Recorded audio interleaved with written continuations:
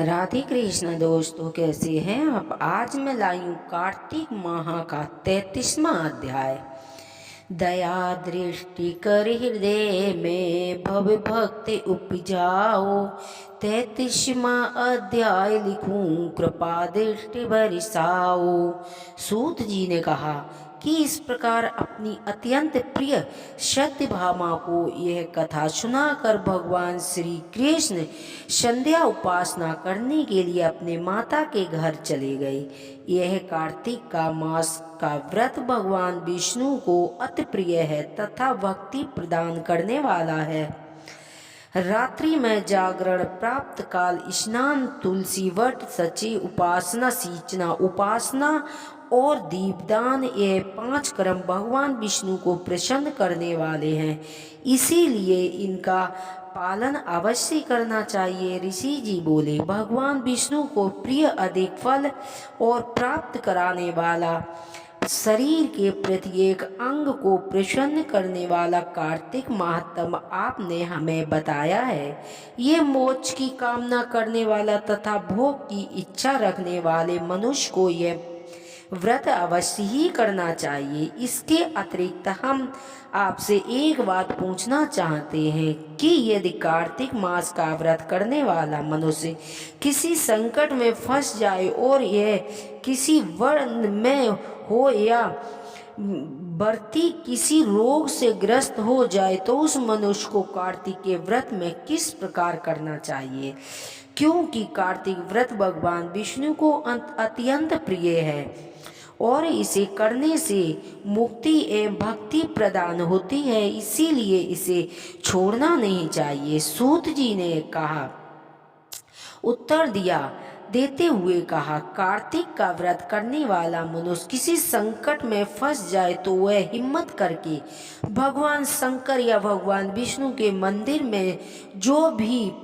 पास हो उसमें जाकर रात्रि में जागरण करे। यदि वर्ती घने में फंस जाए तो फिर ये पीपल के वृक्ष के नीचे जाकर तुलसी के वन में जाकर जागरण करे।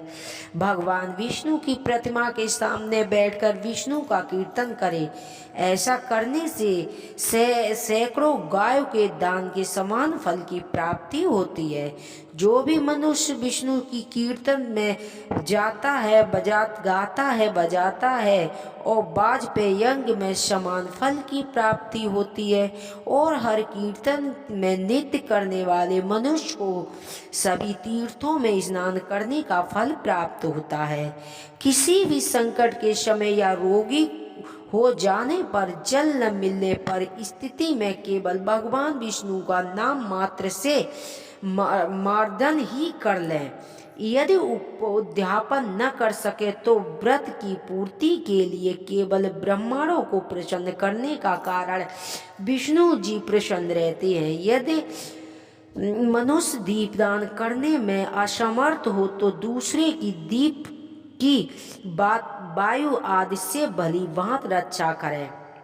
यदि तुलसी का पौधा समीप न हो तो वैश्य ब्राह्मण की ही पूजा कर लें, क्योंकि भगवान विष्णु सदैव अपने भक्तों के समीप रहते हैं। इन सब के न होने पर कार्तिक का व्रत करने वाला मनुष्य ब्राह्मण लोग, गौ लोग और पीपल का वट वृक्ष श्रद्धा पूर्वक सेवा करें। सौनक आदि ऋषि जी बोले, आपने गौ तथा ब्राह्मणों के समान पीपल और वट वृक्षों को बताया है और सभी वृक्षों में पीपल तथा वट वृक्ष में ही श्रेष्ठ कहा है, इसका कारण बताया है। श्री सूत जी बोले, पीपल भगवान विष्णु और वट भगवान शंकर का स्वरूप है। पलाश ब्रह्मा जी के अंश से उत्पन्न हुआ है। जो कार्तिक मास में इस पत्तल में भोजन करता हुआ भगवान विष्णु के लोक जाता है। जो इन वृक्षों की पूजा, सेवा एवं दर्शन के सभी पाप नष्ट हो जाते हैं। ऋषियों ने पूछा, हे प्रभु, हम लोगों के मन में एक शंका है कि ब्राह्मण विष्णु और शंकर वृक्ष स्वरूप में हुए हैं। कृपा आप हमारी इस शंका का निवारण कीजिए। सूत जी बोले, प्राचीन काल में भगवान शिव तथा माता पार्वती विहार कर रहे थे। उस समय उनके विहार में विघ्न उपस्थित करने के उद्देश्य से अग्निदेव ब्राह्मण का रूप धारण करके वहां पहुंचे। बिहार में आनंद के वशीभूत हो जाने के कारण कुपित होकर माता पार्वती ने सभी देवताओं को शाप दे दिया और माता पार्वती ने कहा, हे देवताओं, विष्णु सुख से कीट पतंगे तथा अन्न भिन्न नहीं, आप लोगों ने देवताओं को होकर भी इसमें विघ्न उपस्थित किया है, इसीलिए आप सभी वृक्ष बन जाओ। सूत जी बोले, इस प्रकार कुपित पार्वती के शाप के कारण समस्त देवता बट वृक्ष बन गए। यही कारण है कि भगवान विष्णु पीपल और शिव जी बट वृक्ष हो गए हैं। इसीलिए भगवान विष्णु का शनिदेव के साथ योग होने के कारण केवल शनिवार को ही पीपल छूना चाहिए, अन्य किसी भी दिन पीपल को नहीं छूना चाहिए। बोलो कृष्ण भगवान की जय, बोलो शंकर भगवान की जय। श्री राधे राधे। यदि हमारी कहानियाँ आपको पसंद आती हो तो प्लीज़ हमारे चैनल को सब्सक्राइब करें, वीडियो को लाइक करें। जय श्री राधे। राधे कृष्ण दोस्तों, कैसे हैं आप। आज मैं लाई हूँ कार्तिक माह का 33वां अध्याय। दया दृष्टि कर हृदय में भव भक्ति उपजाओ। 33वां अध्याय लिखूं कृपा दृष्टि बरसाओ। सूत जी ने कहा कि इस प्रकार अपनी अत्यंत प्रिय सत्यभामा को यह कथा सुनाकर भगवान श्री कृष्ण संध्या उपासना करने के लिए अपने माता के घर चले गए। यह कार्तिक का मास का व्रत भगवान विष्णु को अति प्रिय है तथा भक्ति प्रदान करने वाला है। रात्रि में जागरण, प्राप्त काल स्नान, तुलसी वट, सची उपासना, सींचना उपासना और दीपदान, ये 5 कर्म भगवान विष्णु को प्रसन्न करने वाले हैं, इसीलिए इनका पालन अवश्य करना चाहिए। ऋषि जी बोले, भगवान विष्णु को प्रिय अधिक फल और प्राप्त कराने वाला, शरीर के प्रत्येक अंग को प्रसन्न करने वाला कार्तिक महात्म आपने हमें बताया है।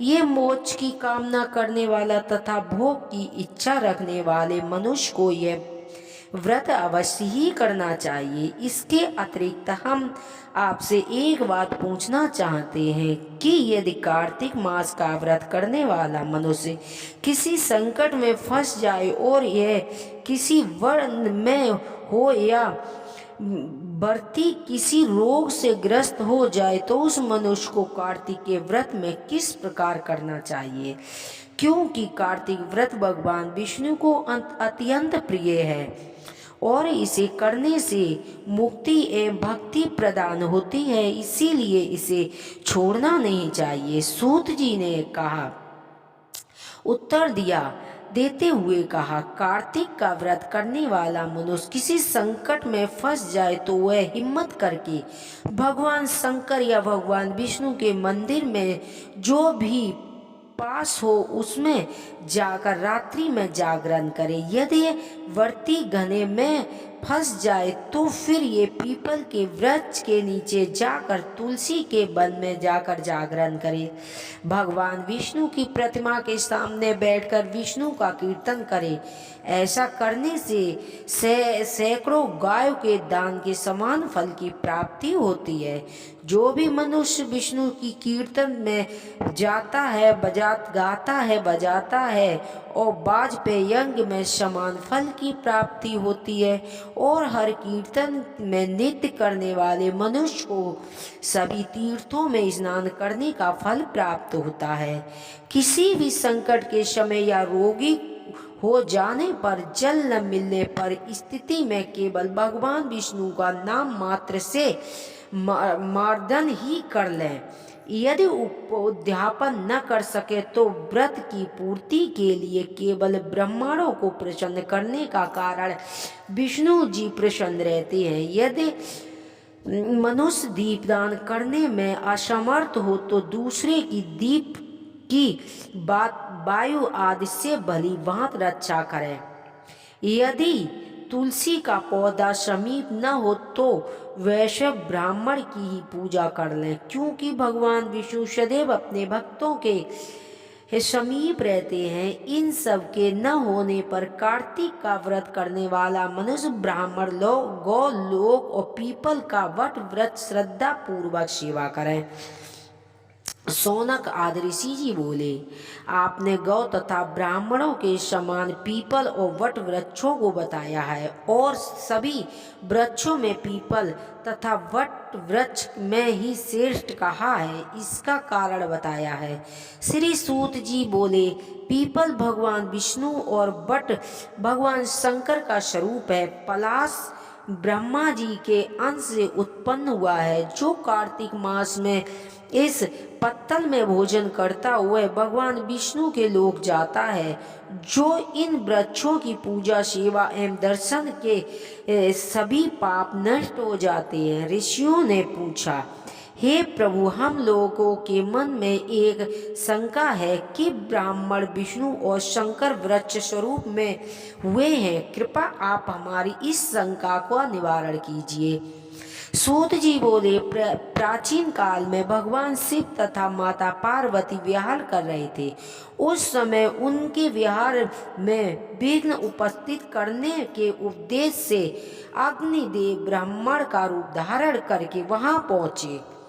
बिहार में आनंद के वशीभूत हो जाने के कारण कुपित होकर माता पार्वती ने सभी देवताओं को शाप दे दिया और माता पार्वती ने कहा, हे देवताओं, विष्णु सुख से कीट पतंगे तथा अन्न भिन्न नहीं, आप लोगों ने देवताओं को होकर भी इसमें विघ्न उपस्थित किया है, इसीलिए आप सभी वृक्ष बन जाओ। सूत जी बोले, इस प्रकार कुपित पार्वती के शाप के कारण समस्त देवता वट वृक्ष बन गए। यही कारण है कि भगवान विष्णु पीपल और शिव जी वट वृक्ष हो गए हैं। इसीलिए भगवान विष्णु का शनिदेव के साथ योग होने के कारण केवल शनिवार को ही पीपल छूना चाहिए, अन्य किसी भी दिन पीपल को नहीं छूना चाहिए। बोलो कृष्ण भगवान की जय, बोलो शंकर भगवान की जय। श्री राधे राधे। यदि हमारी कहानियाँ आपको पसंद आती हो तो प्लीज़ हमारे चैनल को सब्सक्राइब करें, वीडियो को लाइक करें। जय श्री राधे।